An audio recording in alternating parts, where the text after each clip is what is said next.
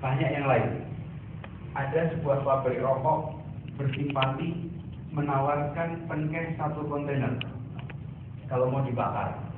Dan kalau membakar penkeh, jamin di kota Jogja aromanya penkeh. Kalau bakar di Boulevard. Tapi apa yang terjadi? Masuk. Jadi kita pikir gimana caranya? Bukan soal melawan soal BPPT. Itu melawan satu hal. Tapi yang kedua, lihat di belakang sini, begitu banyak anak yang tidak berani, tidak mau, gak mau repot-repot, gak mau ngurusin lah begini-begini. Pokoknya saya kuliah aja. Nanti ditangkap, nanti macam-macam.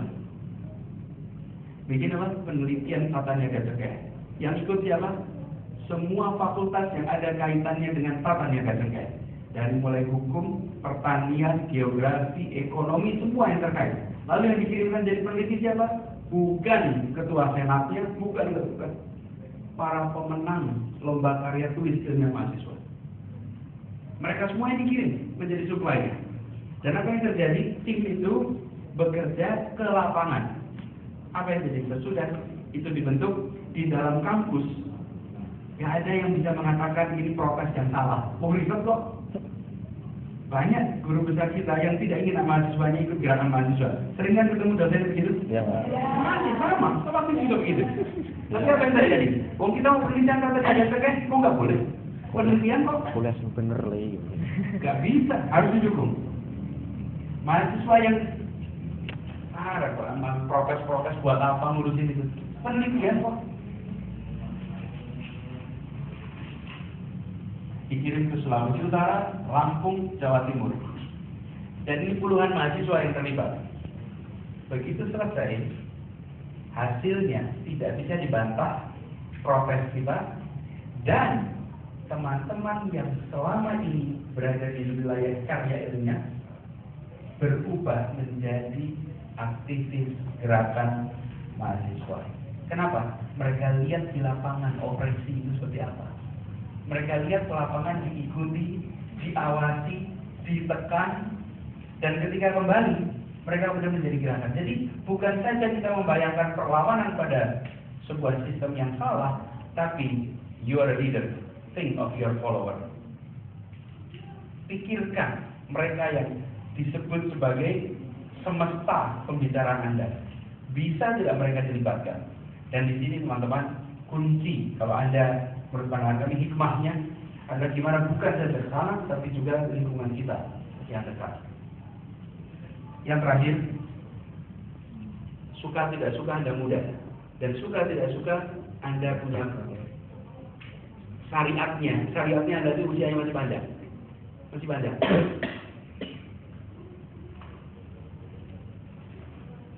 Anda pemilik masa depan, dan itu tolong menangkan masa depan. Tolong jangan kalah dengan masa depan. Dan kalau mau menang, tadi sudah disinggung, kita ini akan bagian dari ASEAN. Tolong jangan kalah di ASEAN nanti. Komunitas ASEAN mulai 2 tahun lagi. Alhamdulillah, bahasa ASEAN adalah apa bahasa ASEAN? Melayu.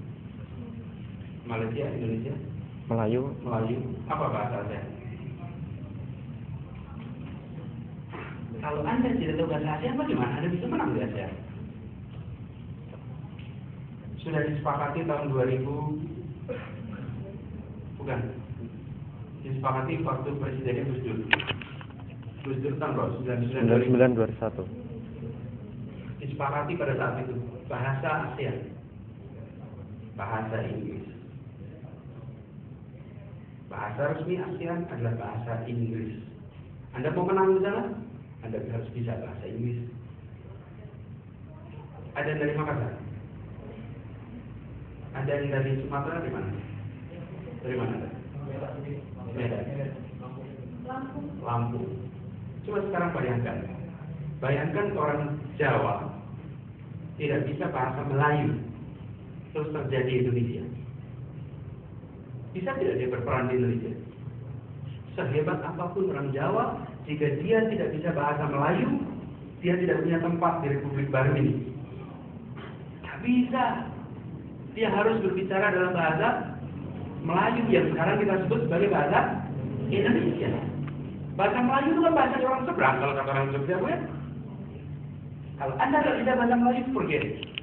Anda dari Bugis. Tidak bisa bahasa Melayu, forget it. Anda tidak bagian dari Indonesia.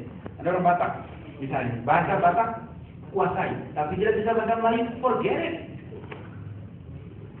Anda hari ini mau menjadi bagian dari ASEAN, mau menjadi pemimpin ASEAN, mau pakai penerjemah pidatonya, forget it. Anda kuasai bahasa itu. Bukan menguasai bahasa asing, menguasai bahasa internasional. Beda. Buat saya, bahasa Banjar, bahasa asing juga. Mau saya nggak tahu. Tapi bahasa internasional adalah bahasa yang digunakan sebagai bahasa percakapan antar bangsa. Inggris adalah bahasa ASEAN. Yang paling siap Singapura, Malaysia.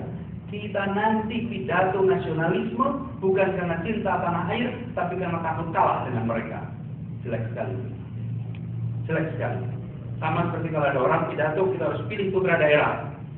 Bukan karena cinta daerah, tapi karena kalah dengan orang dari luar daerah.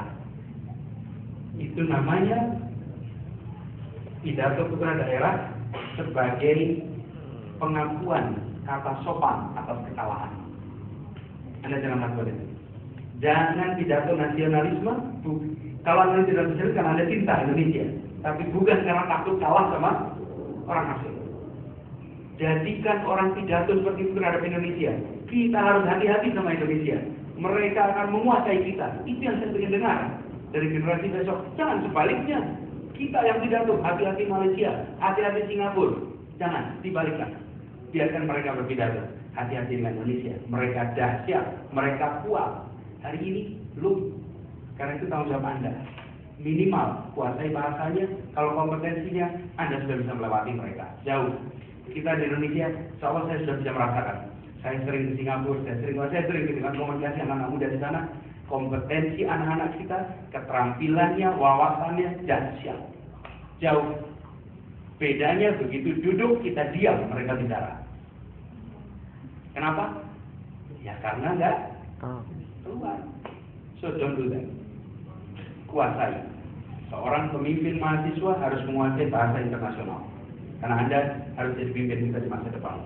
Itu saja dari saya. Terima kasih.